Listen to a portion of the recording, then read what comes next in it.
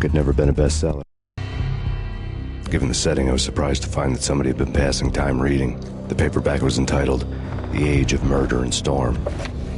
The blurb on the back mentioned Norse mythos and Ragnarok, the end of a Viking world with a terrible winter that covered the earth in ice, when vile crimes were rampant and all humanity lost. I could see how somebody impressionable might get it into their head that we were at the end of time. I was also beginning to see what the nightclub and its owner were all about.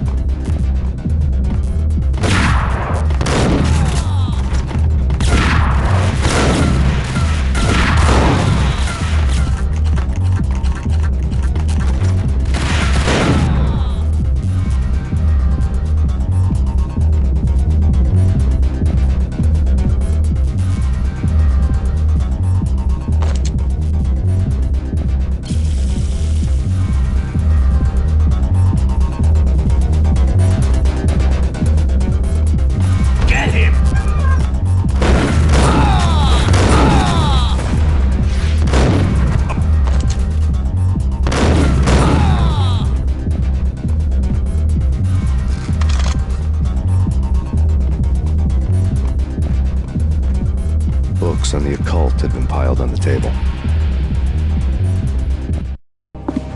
The room was stacked with light reading, such as Necronomicon, Witchcraft, and Paradise Lost. Old exotic titles like Malleus Maleficarum and De Umbrarum Reini Novum Portus. Books with pentagrams on their covers, all dealing with the occult and the infernal, lying between stacks of horror videos and a couple of Ouija boards.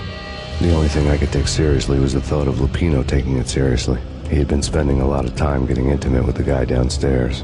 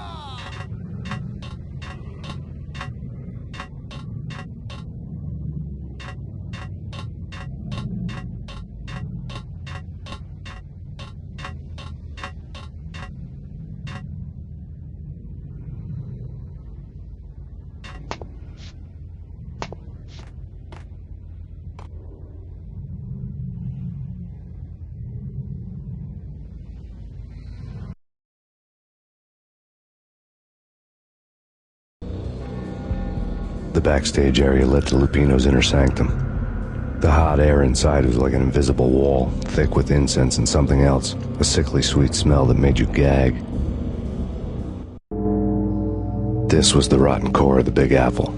Lupino lurked somewhere ahead, like a spider at the center of his web, waiting. The vapors in the air started to make my head swim. Torn pieces of a letter lay scattered on the sofa.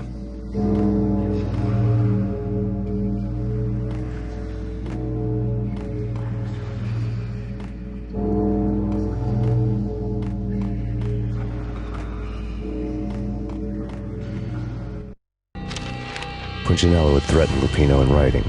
The note had been torn to pieces, bloody fingerprints all over them. Don't want you to think that one of my boys is not playing with a full deck. Shape up, Jack. We are running a business here. I'd hate to send the trio to strong-arm you. The trio were the Don's notorious henchmen. It was obvious that Lupino hadn't been intimidated by the threat.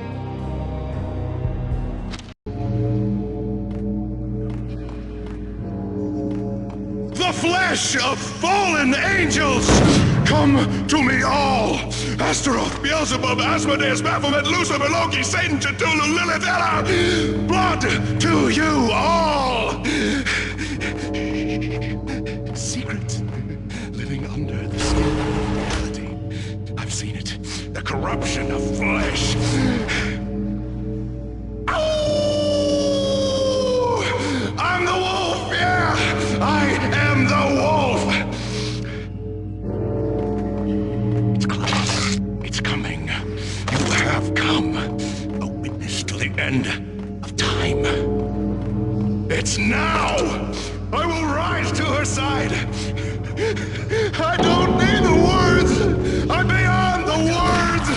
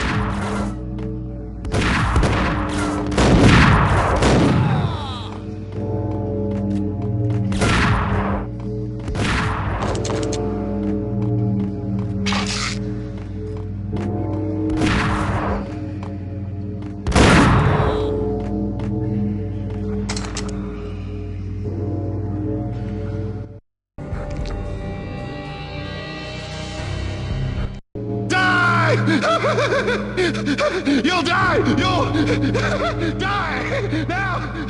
All die! Ow! The wolf!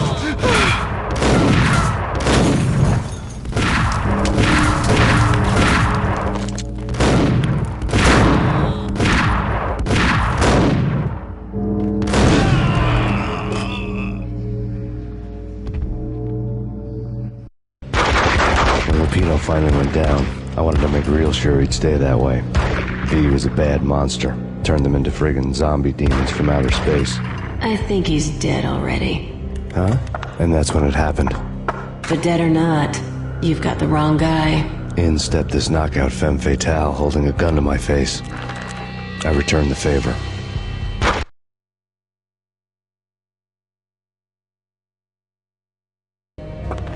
Lisa Punchinello. Lisa Punchinello was the Don's wife. Mona Sachs, Lisa's evil twin. Your safety's off, evil twin. You might hurt someone with that gun of yours. Lisa's the damsel in distress. I'm the professional. I'd blow you away without batting an eye. Sure, and you can check out my credentials splattered all over this joint. Jack couldn't have framed you, not the state he was in. We're after the same slime bag. Angelo Punchinello's the one who murdered your friend and framed you with it. You know this for a fact. I've got my sources. I don't have a clue these days. I just shoot them as they come. Who put a contract on the Archfiend? This one's mine. I hate the guts of that sadistic wife-beater. Why not pool our bullets for this one? I thought you'd never ask. My finger was starting to twitch. How do you like your whiskey? I'm easy, as long as you don't try to slip me a Mickey. You're a real angel, Max. It was good stuff. Tasted sweet as honey going down. Nothing personal. Can't risk you going berserk and getting Lisa killed.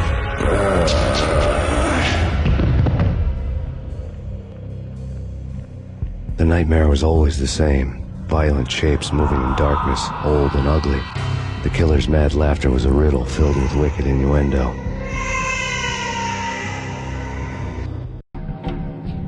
Somewhere, the baby was crying.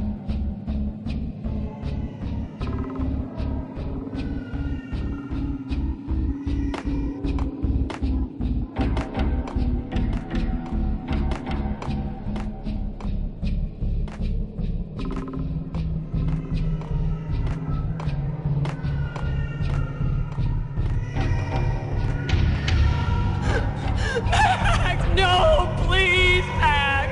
Why? I didn't mean to. I'm sorry.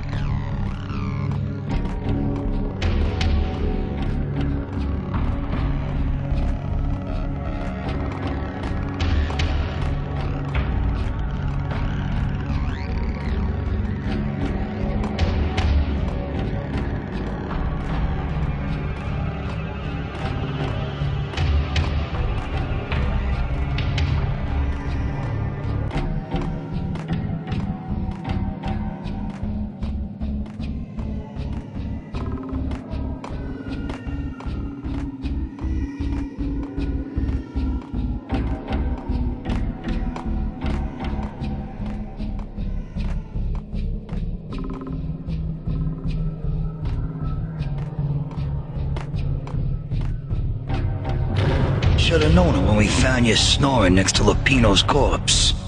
A comedian, huh? The pictures were filled with good old times.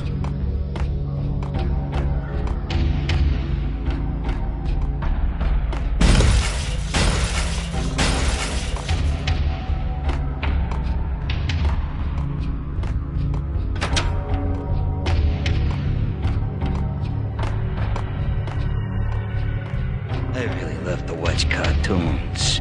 Captain Baseball Bat Boy's my favorite.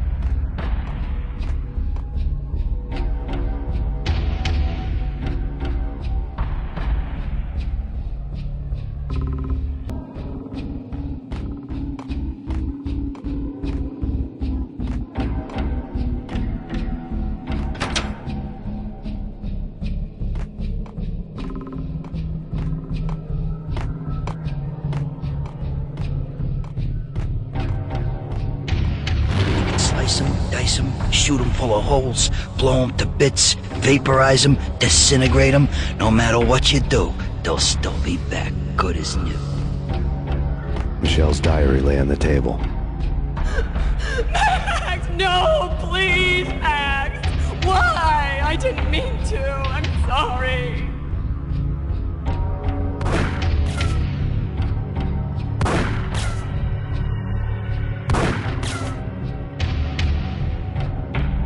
Murderer! You killed her! Nothing like that ever happens in the real world.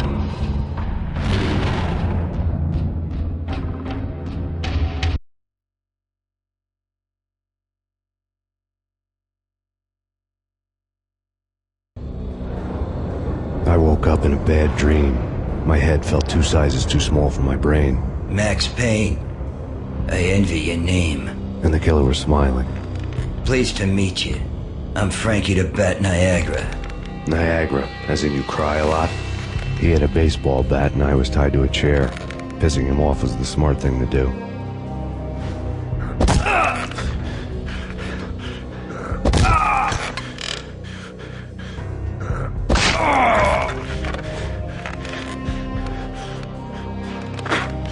Nothing wrong with a little laugh now and then. Take me, for example. I love to watch cartoons.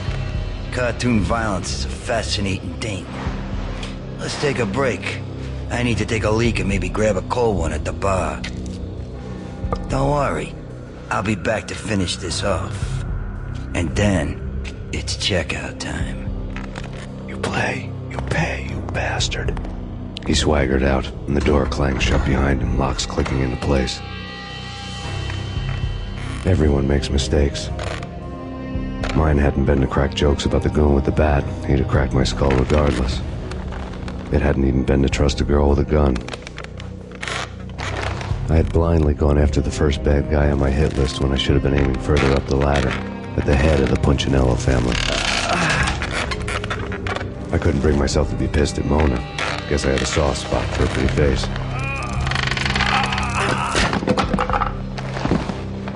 But when somebody decides to play baseball with your head, you tend to get sore. They had dragged me back to the basement of Lupino's hotel. I was beaten, bruised, and blue. I felt like the chair I had broken to get free.